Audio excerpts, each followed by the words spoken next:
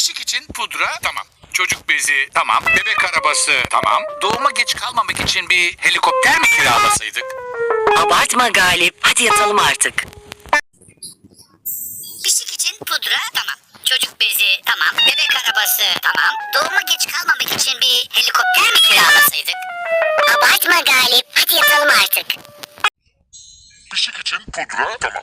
Çocuk bezi tamam. Bebek arabası tamam. Doğuma geç kalmamak için bir helikopter mi kiralasaydık? Abartma Galip. Hadi yatalım artık.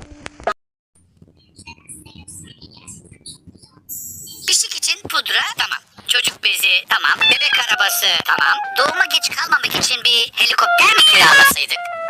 Abartma Galip. Hadi yatalım artık. Pişik için pudra tamam. Çocuk bezi tamam. bebek arabası Tamam. doğuma geç kalmamak için için bir helikopter helikopter mi kiralasaydık? kiralasaydık. Abartma Galip hadi yatalım. yatalım artık. Pişik için pudra tamam. Çocuk bezi tamam. Bebek arabası tamam. Doğuma geç kalmamak için bir helikopter mi kiralasaydık? Abartma Galip. Hadi yatalım artık.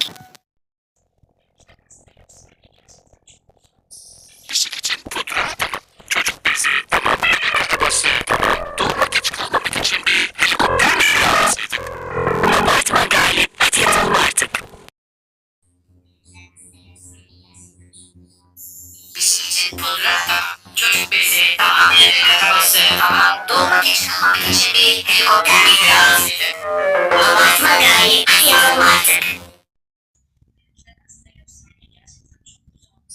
Pişik için pudra tamam. Çocuk bezi tamam. Bebek arabası tamam. Doğuma geç kalmamak için bir helikopter mi kiralasaydık?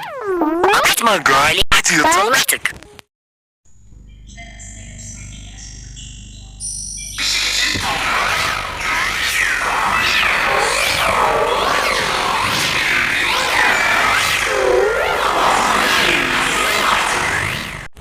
Estamos listos para não estava. Sabahleyin mi? Okule neşlik mama akşlik mu? Mama sabah evet mama ezi puştuş. Mama da luft neşlik işi.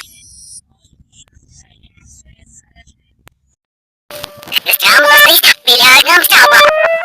Sabahleyin mi? Okule neşlik mama akşlik mu? Mama sabah evet mama ezi puştuş. Mama da luft neşlik işi.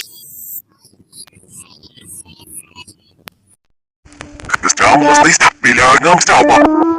Sabahleyin mi? Okule neşlik mama akşlik mu? Mama sabah evet mama ezi puştuş. Mama da luft neşlik işi.